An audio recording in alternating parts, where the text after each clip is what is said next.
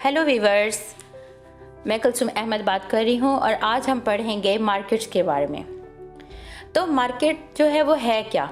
Market एक ऐसी जगह है जहाँ पे बायर्स एंड सेलर्स एक दूसरे से मिलते हैं।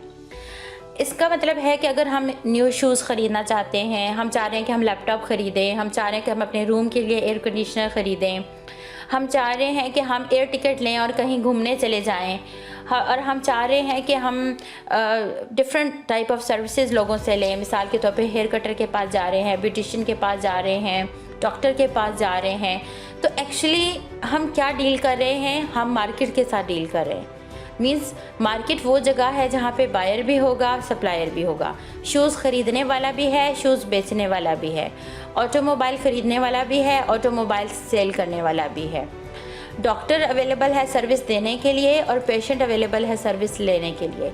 तो ये सारा जो सिनेरियो है ये क्या है? ये मार्केट का हमें बताता है। तो मार्केट वो जगह है जहाँ पे हम ट्रेड करें, एक्सचेंज करें। मार्केट वो हो सकती है जो हमें सामने नज़र आ रही है, और मार्केट वो भी हो सकती है जिसको हम टच नहीं कर सकते। मीन्स ई स्टोर्स, ऑनलाइन शॉपिंग, ये जो है ई कॉमर्स, ये सारा कुछ क्या है? ये भी मार्केट का ही हिस्सा है। अच्छा, अब यहाँ पे हमारे पास एक टेबल है जिसमें हमने डिफरेंट प्राइसेस ली हैं, क्वांटिटी डिमांड ली है और क्वांटिटी सप्लाई ली है। आपको पता है कि प्राइस जैसे जैसे कम होगी, क्वांटिटी डिमांड वैसे वैसे बढ़ जाएगी, क्योंकि जो बायर होता है वो इनकरेज होता है चीज़ को बाय करने के लिए, और जिस तरह से प्राइसेस कम होती हैं सप्लायर डिस्करेज होगा और वो भी अपनी सप्लाईज को कम करता जाएगा। तो प्राइस और क्वांटिटी डिमांड का नेगेटिव रिलेशनशिप है और प्राइस एंड क्वांटिटी सप्लाई का पॉजिटिव रिलेशनशिप है। अच्छा, यहाँ पे हमें एक चीज़ नज़र आ रही है, प्राइस 3। जब प्राइस 3 थी तो क्वांटिटी डिमांड 30 थी और क्वांटिटी सप्लाई भी 30 थी। मींस 3 वो आइडियल प्राइस है जहाँ पे मार्केट क्लियर हो रही है। जितनी डिमांड है यूनिट्स की उतनी ही सप्लाई है यूनिट्स की। तो ये जो है वो हमारे पास आइडियल लोकेशन होगी, आइडियल प्राइस होगी। इसको हम इक्विलिब्रियम प्राइस और इक्विलिब्रियम क्वान्टिटी बोलेंगे। अब हम लोग इस चीज़ को ड्रॉ करने लगे हैं। एक तरफ हमारे पास डिमांड है, एक तरफ हमारे पास प्राइस है, तो दूसरी तरफ हमारे पास forces of demand and supply हैं। मींस डिमांड करने वाले भी मौजूद हैं, सप्लाई करने वाले भी मौजूद हैं। जहां इन दोनों को हम क्या कहते हैं? मार्शेलियन सीजर कहते हैं, क्योंकि जब तक ये these are the 2 blades of scissor जिसकी मदद से ही हम कोई अचीव कर सकते हैं, मार्केट क्लियर कर सकते हैं। तो जहाँ पे ये दोनों टच कर रहे हैं वो हमारा इक्विलिब्रियम पॉइंट होगा, और वही इक्विलिब्रियम प्राइस और इक्विलिब्रियम क्वांटिटी होगी। तो इसको हम बोलेंगे इक्विलिब्रियम। अच्छा, अब देखते हैं कि उस इक्विलिब्रियम से ऊपर वाले हिस्से में क्या है। उससे ऊपर वाले हिस्से में आप देखें कि अगर प्राइस 10 थी और हमारे पास 100 आइटम्स यूनिट्स सेल के लिए भी थे और बाय के लिए भी थे, ठीक है, तो ये थी हमारी आइडियल प्लेस। लेकिन जब हम आइडियल से ऊपर चले गए तो ऊपर क्या है कि प्राइस बहुत ज़्यादा है और उसके ऊपर 150 सप्लायर हैं, वो मोटिवेट हैं, वो चाह रहे हैं कि हमारी चीज़ सेल हो जाए। लेकिन जो बाय करने वाले हैं वो डीमोटिवेटेड हैं और वो कह रहे हैं कि नहीं भाई, हम तो 50 आइटम्स ही ख़रीद सकते हैं, हम उससे ज़्यादा ख़रीदने की, because prices are very high, इतनी हाई प्राइस पर हम क्यों ख़रीदें। तो वो क्या करेंगे? वो अपनी डिमांड को कट डाउन करेंगे। तो ऐसे में क्या होगा? जो सप्लायर होगा उसकी प्रोडक्ट्स अनसोल्ड रह जाएंगी, बिना सेल किए हुए रह जाएंगी। तो वो क्या करेंगे कि अपनी सेल को, बिकॉज़ उनकी चीज़ें पड़ी हैं, वो सेल नहीं हो रही, वो क्या करेंगे? डिस्करेज हो जाएंगे। डिस्करेज होकर वो अपनी प्राइसेस को लोअर करेंगे ताकि लोग इनकरेज होकर हमारी चीज़ों को ख़रीदें। तो जैसे ही रेट डिक्रीज़ होगा हम आइडियल लोकेशन पर पहुंच जाएंगे, और आइडियल क्या है कि जब हम इक्विलिब्रियम पर हों। अच्छा, अब उस इक्विलिब्रियम पॉइंट से नीचे वाले हिस्से पर आ जाएं। यहाँ पे क्या है? शॉर्टेज है। 150 पीपल, बिकॉज़ प्राइस तो बहुत कम है, इतनी कम प्राइस के ऊपर बहुत ज़्यादा लोग जो हैं वो खुशी से ख़रीदना चाह रहे हैं, बिकॉज़ वो चाह रहे हैं कि हमें बहुत ज़्यादा फ़ायदा उनको नज़र आ रहा है। तो 150 लोग हैं, वो चाहते हैं कि ये 150 चीज़ें हमें मिल जाएं। लेकिन जो सेल करने वाला है वो इतनी लो प्राइस पे वो सोच रहा है कि मुझे तो नुकसान हो रहा है, मैं क्यों अपनी प्रोडक्ट को इतने कम रेट पर सेल करूँ।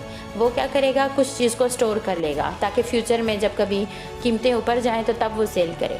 तो ऐसे में क्या होगा कि जब वो अपनी चीज़ें कम अवेलेबल करेगा मार्केट में, तो ऐसे में जो बायर है वो ख़रीदना चाहते हैं पर सप्लायर जो है वो सेल नहीं करना चाह रहे। तो जब बायर की नीड पूरी नहीं होगी, शॉर्टेज हो जाएगी, तो वो क्या करेगा? बायर ब्लैक में चीज़ों को ख़रीदना शुरू कर देगा। तो ऐसे में चीज़ों के रेट जो है वो ज़्यादा ऊपर की तरफ जंप करना शुरू कर देंगे और हम आइडियल लोकेशन पर पहुंच जाएंगे। तो सरप्लस जो है वो भी हमारी मार्केट के लिए ठीक नहीं है और जो शॉर्टेज है वो भी हमारी मार्केट के लिए ठीक नहीं है। आइडियल प्लेस क्या है कि हम इक्विलिब्रियम प्राइस पर हों और इक्विलिब्रियम क्वांटिटी पर हों। अच्छा, सरप्लस क्या है? वो कंडीशन जहाँ पर सप्लाई ज़्यादा है और डिमांड कम है। और शॉर्टेज क्या है? वो कंडीशन जहाँ पर डिमांड ज़्यादा है और सप्लाई कम है। तो ये दोनों हमारी डिसइक्विलिब्रियम की सिचुएशंस होती हैं। अब हमारे पास है मार्केट की डिफरेंट टाइप्स होती हैं। हमारे पास गुड्स मार्केट है, हमारे पास मनी मार्केट है, हमारे पास लेबर मार्केट है, हमारे पास कैपिटल मार्केट है। अच्छा, गुड्स मार्केट क्या है? गुड्स मार्केट वो होती है जो हम कोई भी चीज़ को ख़रीदना चाह रहे हैं। मिसाल के तौर पे हमें जूते चाहिए, कपड़े चाहिए, BMW कार चाहिए, हमें कुछ भी चाहिए। जो चीज़ें हम फिज़िकली ख़रीद कर घर ला सक रहे हैं वो सारी गुड्स होंगी, ड्यूरेबल गुड्स होंगी। और इसके अलावा कुछ सर्विसेज हैं, जैसे हम हेयर कटर के पास गए, अब हम हेयर कटर को पैसे देकर उठा के घर तो नहीं ले आएंगे कि हमने तुम्हारे लिए पैसे दिए हैं, नहीं, बल्कि हमने उसको उसकी सर्विसेज के पैसे दिए होते हैं। तो ये चीज़ भी गुड्स मार्केट में ही शामिल होगी। इसी तरह हम डॉक्टर के पास जाते हैं, उसको पैसे देते हैं, वो हमारा एग्जामिन करता है, हमें देख के दवाई देता है। तो अब डॉक्टर को तो हम उठाकर घर नहीं ले आएंगे कि हमने तुम्हारे लिए पैसे दिए हैं, नहीं, बल्कि हमने उसकी सर्विसेज के पैसे दिए होते हैं। तो गुड्स और सर्विसेज, इन दोनों को हम कहेंगे गुड्स मार्केट। अच्छा, अब आता है मनी मार्केट। मनी मार्केट में वो चीज़ें आती हैं, कुछ हम शॉर्ट टर्म के लिए, थोड़े टाइम के लिए पैसा बैंक में रखते हैं, कुछ ज़्यादा टाइम के लिए पैसा बैंक में रखते हैं, कुछ हम प्राइस बॉन्ड्स ख़रीदते हैं, कुछ हम ट्रेजरी बिल्स ख़रीदते हैं, कुछ हम लोग चाह रहे हैं कि हम 5-10 साल के लिए कोई सर्टिफिकेट्स ख़रीद कर अपने पास रख लें सेविंग की सूरत में, ताकि बाद में हमें उनके बदले में ज़्यादा से ज़्यादा पैसा मिले। तो ये सब कुछ जो हम डील कर रहे हैं सप्लाई ऑफ मनी से रिलेटेड, ये सारी चीज़ें क्या होंगी? Demand of money, supply of money. अगर हम डॉलर की बात करें, अगर हम पाउंड की बात करें, तो हम सब क्या कर रहे हैं? हम मनी मार्केट की बातें कर रहे हैं। मीन्स कि हमारे मुल्क में कितने डॉलर अवेलेबल हैं सेल के लिए, या हमारी एक्सपोर्ट्स एंड इंपोर्ट्स के हिसाब से हमारी प्राइसेस जो हैं वो ऊपर नीचे चली जाती हैं। तो ऊपर नीचे क्यों जाती हैं? कि जब हम डिमांड ज़्यादा करते हैं डॉलर की और सप्लाई कम करते हैं अपनी करेंसी की, तो ऐसे क्या होता है कि उनकी करेंसी ज़्यादा डिमांड की वजह से उनका रेट ऊपर को मूव करना शुरू कर देगा। तो ये सब कुछ क्या हो रहा है? ये मनी मार्केट में हो रहा है।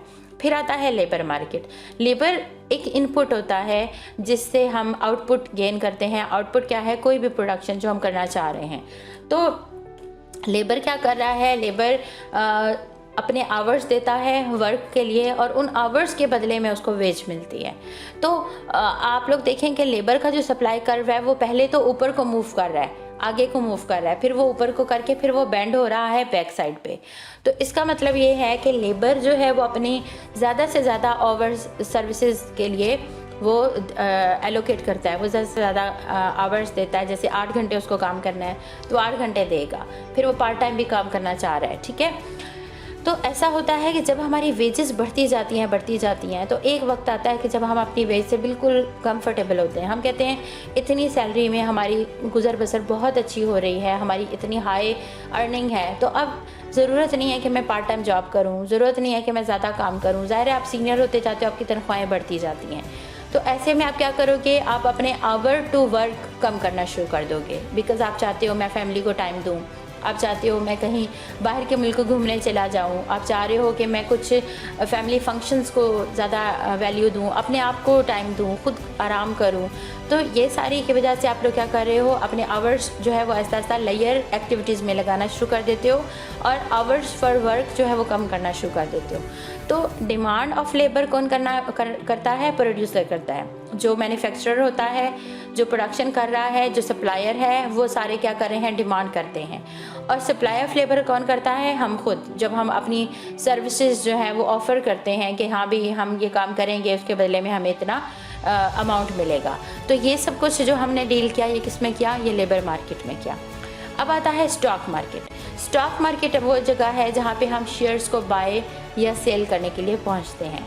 जैसे पब्लिक लिमिटेड कंपनी है, वो अपनी कंपनी को बहुत ज़्यादा एक्सटेंड करना चाह रही हैं, वो चाह रही हैं हमारी कंपनी जॉइंट वेंचर बने या हमारी कंपनी मर्ज करें दूसरी कंपनी के साथ, या हम दूसरी कंपनी को ख़रीदना चाह रहे हैं, तो वो क्या करते हैं, अपनी इन्वेस्टमेंट को बढ़ाना चाहते हैं।